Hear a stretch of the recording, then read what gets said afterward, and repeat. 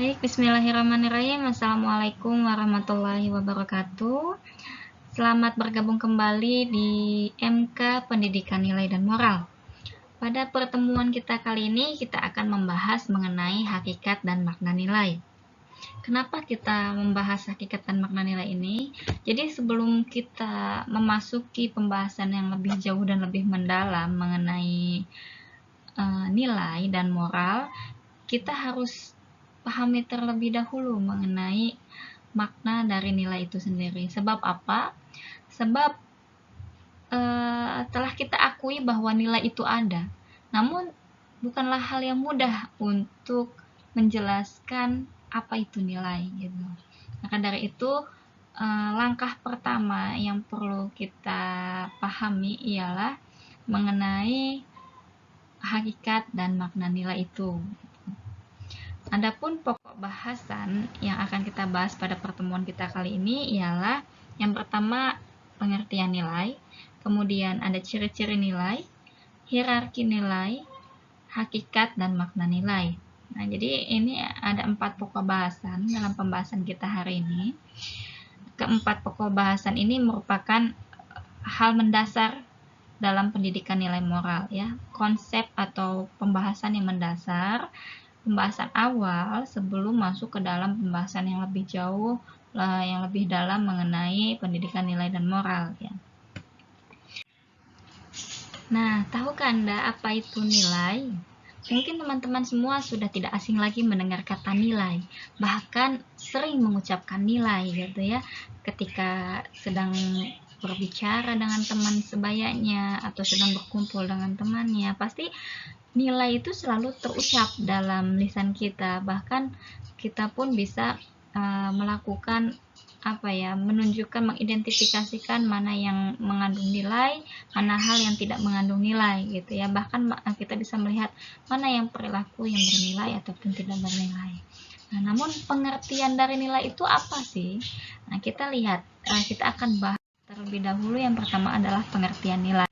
Nah, menurut Barthes tahun 2007, nilai itu adalah sesuatu yang baik gitu ya.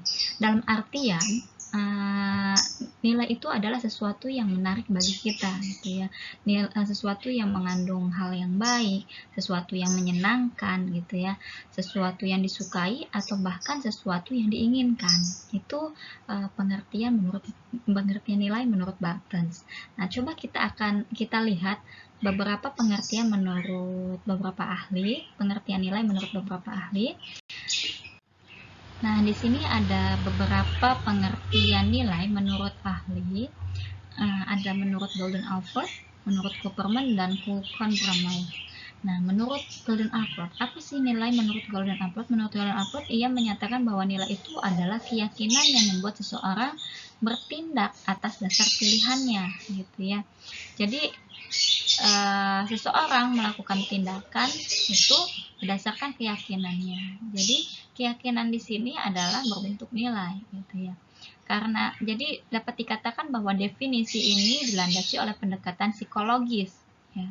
Karena tindakan dan perbuatan seperti benar salah, baik buruk, indah tidak indah itu adalah sebuah hasil proses psikologis, gitu. Makanya dikatakan pengertian ini dilandasi oleh pendekatan psikologis ya.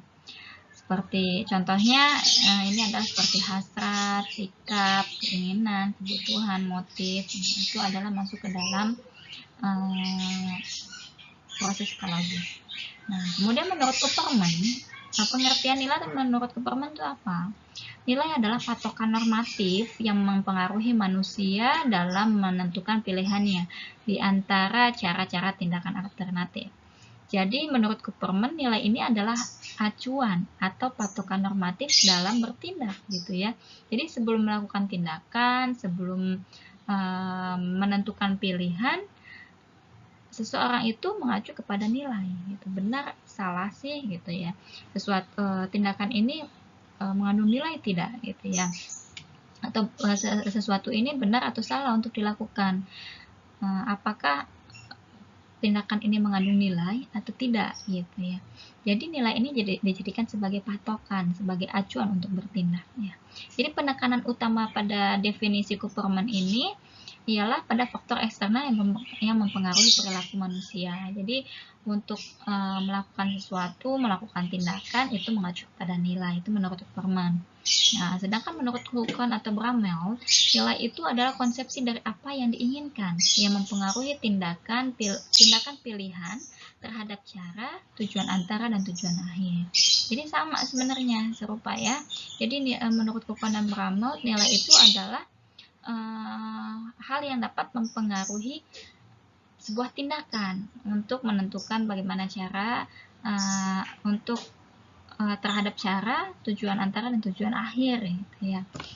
Nah, seperti itu. Jadi ketiga ahli ini mengungkapkan hampir serupa gitu ya pengertian dari nilai itu dimana nilai ini dapat dijadikan acuan atau patokan untuk bertindak, seperti itu. Setelah kita mempelajari atau memahami pengertian dari nilai, lalu apa saja sih ciri-ciri nilai itu gitu? Bagaimana kita bisa mengidentifikasi sebuah nilai gitu?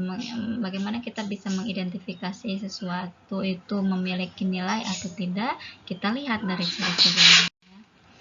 Nah, maka pada pembahasan yang kedua ini kita akan membahas mengenai ciri-ciri.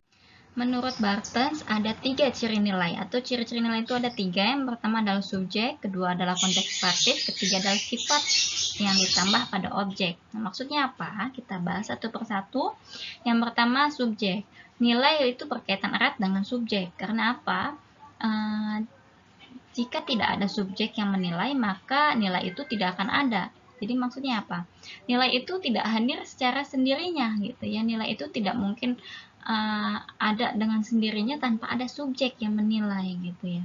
Jadi misalnya sesuatu itu bisa dikatakan bernilai atau tidak bernilai itu siapa yang menilai? Yaitu adanya subjek atau orang atau individu ya.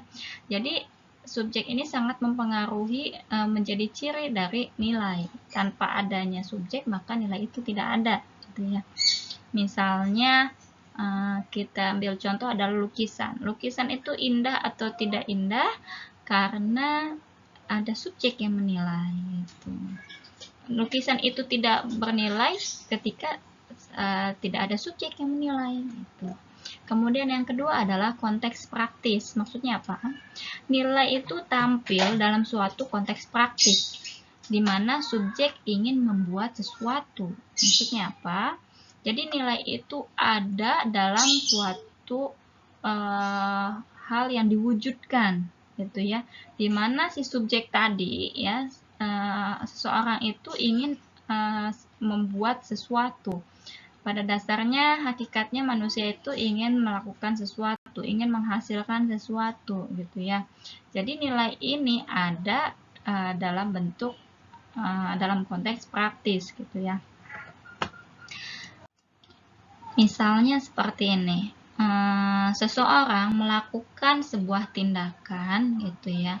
Pada dasarnya seseorang itu ingin selalu berbuat, selalu melakukan tindakan, di mana tindakan itu tindakan inilah yang memunculkan nilai gitu. Misalnya tindakan inilah yang dapat mengandung nilai gitu.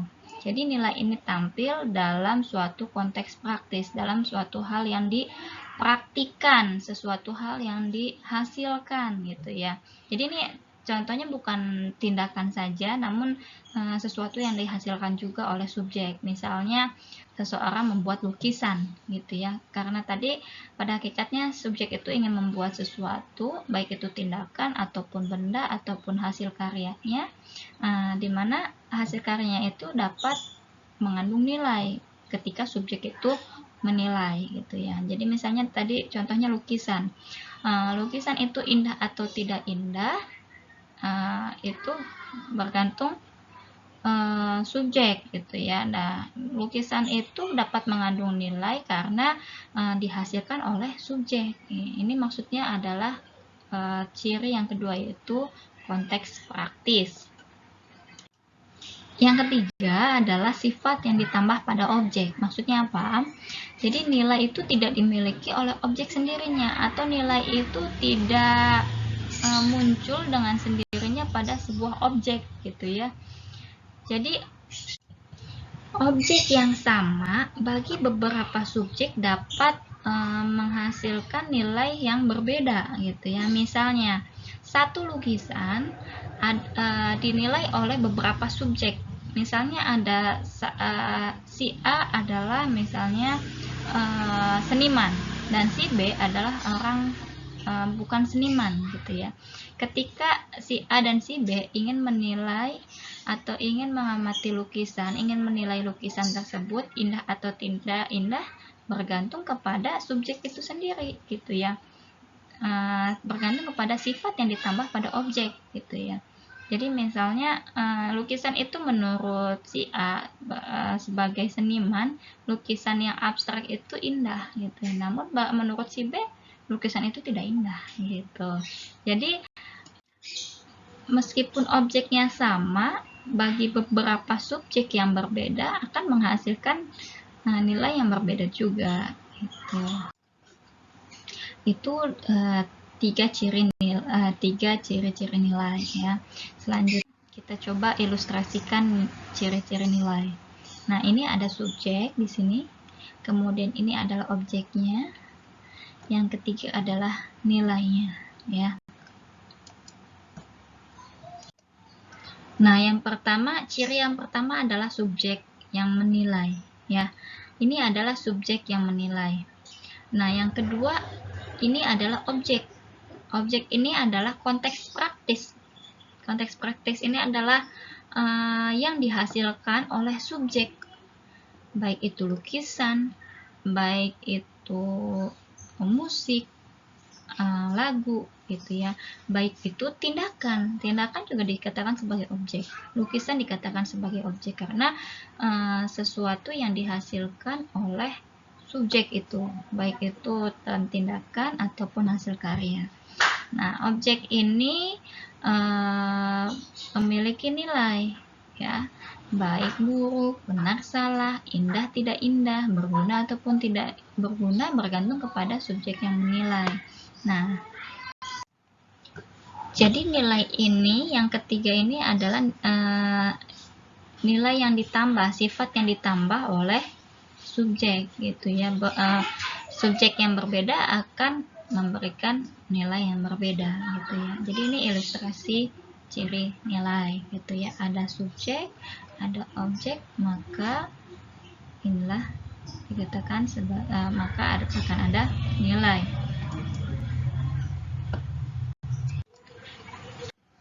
Nilai bersifat abstrak namun real adanya. Maksudnya seperti apa? Nilai itu tidak bisa dilihat secara langsung oleh panca indera manusia, namun keberadaannya itu ada gitu ya. Nilai itu dapat dilihat ketika nilai itu melekat pada objek, baik itu sebuah tindakan ataupun sebuah benda yang dihasilkan oleh si subjek itu gitu ya.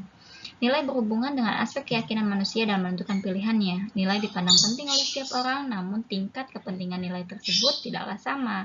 Hal ini dipengaruhi oleh sudut pandang dan nilai yang dijadikan patokan oleh si penilai itu, gitu ya. Jadi setiap orang itu memiliki acuan atau memiliki nilai yang dijadikan sebagai patokan, gitu ya. Acuan nilai atau patokan nilai untuk setiap orangnya itu pasti berbeda gitu ya. Nah, hal ini dapat dilihat dari hierarki nilai ya atau tingkatan nilai. Sebagai contoh misalnya orang religius dengan orang materialis. Orang religius tentu saja menempatkan nilai-nilai religius itu pada posisi tertinggi. Jika dilihat dari hierarki nilai. Begitupun dengan orang materialis. Orang materialis tentu saja menempatkan nilai-nilai material itu nilai-nilai material itu pada posisi tertinggi gitu, bergantung kepada si penilai itu gitu ya. Setiap orang memiliki tingkatan atau memiliki tingkat kepentingan yang berbeda gitu, bergantung kepada nilai yang dijadikan acuan atau dijadikan patokan. Nah, sekarang coba kita pelajari, kita pahami apa saja sih hierarki nilai itu.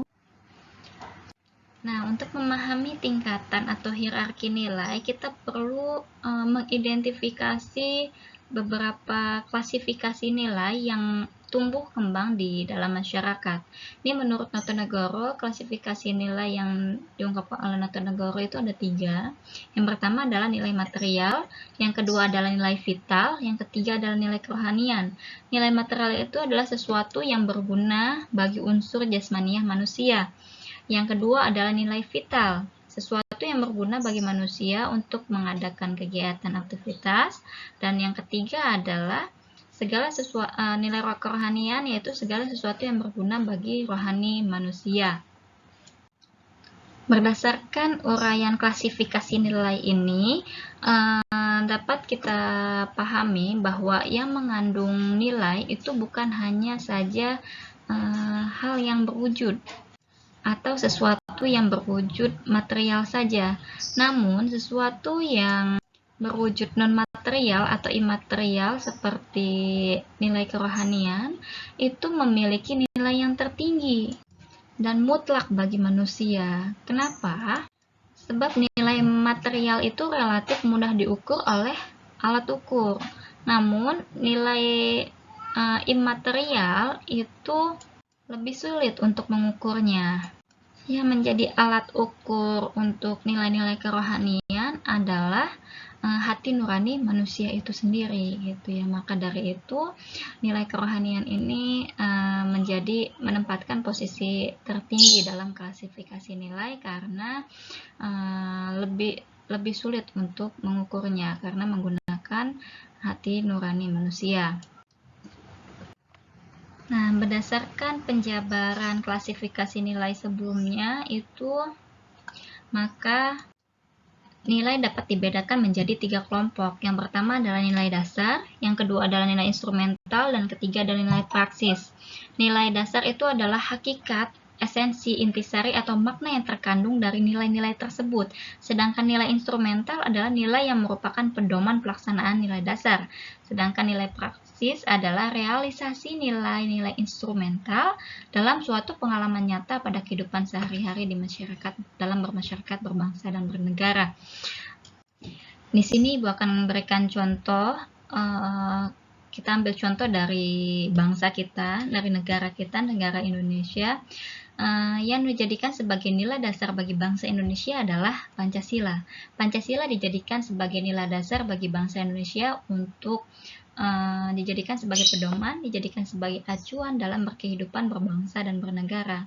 Kemudian apa sih yang dijadikan, lalu apa yang dijadikan sebagai nilai instrumental gitu ya bagi bangsa Indonesia? Nilai instrumental bagi bangsa Indonesia itu adalah Undang-Undang Dasar 1945, di mana Undang-Undang Dasar Negara Republik Indonesia tahun 1945 ini adalah penjabaran dari nilai-nilai Pancasila gitu ya, yang dijadikan sebagai pedoman pelaksanaan nilai dasar gitu ya.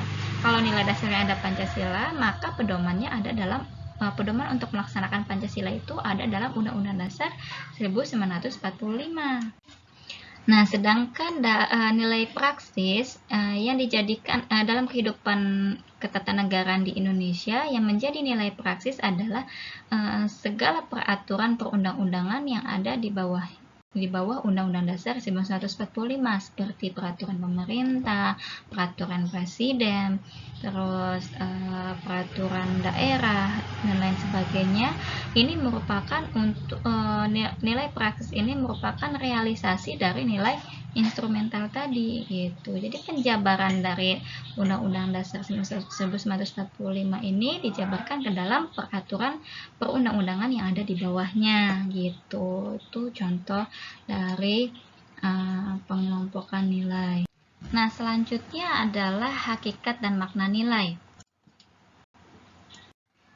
Menurut Katsof, hakikat nilai itu ada 3. Yang pertama, nilai sepenuhnya berhakikat subjektif, bergantung kepada pengalaman manusia pemberi nilai itu sendiri. Jadi maksudnya bahwa nilai itu hakikatnya subjektif karena bergantung kepada si pemberi nilai, bergantung kepada pengalaman si pemberi nilai gitu ya. Seperti tadi contohnya lukisan dinilai oleh dua orang yang berbeda, dua subjek yang berbeda. Subjek yang pertama adalah seorang seniman dan subjek kedua adalah bukan seorang seniman. Subjek yang pertama mengatakan bahwa lukisan yang digambar itu adalah indah gitu ya. Sedangkan subjek kedua menilai bahwa lukisan yang digambar itu tidak indah gitu ya. Nah, ini adalah dua subjek yang berbeda dengan pengalaman yang berbeda. Maka nilai itu hakikatnya adalah subjektif, bergantung kepada pengalaman seseorang. Kemudian yang kedua adalah nilai merupakan kenyataan-kenyataan yang ditinjau dari segi ontologi, namun tidak terdapat dalam ruang dan waktu. Jadi nilai itu merupakan sesuatu yang real adanya, namun tidak terdapat pada dalam ruang dan waktu. Seperti yang tadi sudah dijelaskan bahwa nilai itu nilai itu bersifat abstrak namun real adanya. Nah, kemudian yang ketiga adalah nilai merupakan unsur-unsur objektif yang menyusun kenyataan. Hal ini dimaksud bahwa nilai itu merupakan sesuatu yang ideal, bersifat integral, dan objektif, seperti itu. Nah, inilah hakikat nilai menurut Kastop. Selanjutnya yang kita akan bahas ialah mengenai makna nilai. Membahas mengenai makna nilai, bahwa sesuatu itu harus mengandung nilai atau berguna. Sesuatu itu merupakan nilai baik, benar, atau indah. Mempunyai nilai artinya merupakan objek keinginan, mempunyai kualitas yang dapat menyebabkan seseorang mengambil sikap menyetujui atau mempunyai sifat nilai tertentu. Dan memberi nilai artinya menanggapi sesuatu sebagai hal yang diinginkan atau sebagai hal yang menggambarkan nilai tertentu. Nah, itulah yang dimaksud dengan makna nilai. Mungkin ini saja pembahasan kita hari ini mengenai hakikat dan makna nilai. Semoga apa yang disampaikan hari ini memberikan pengetahuan tambahan bagi teman-teman semua mengenai hakikat dan makna nilai. Silahkan dibaca kembali materi yang sudah disampaikan. Semoga apa yang disampaikan hari ini bermanfaat. Terima kasih banyak. Wabillahi taufiq wal hidayah. Wassalamualaikum warahmatullahi wabarakatuh.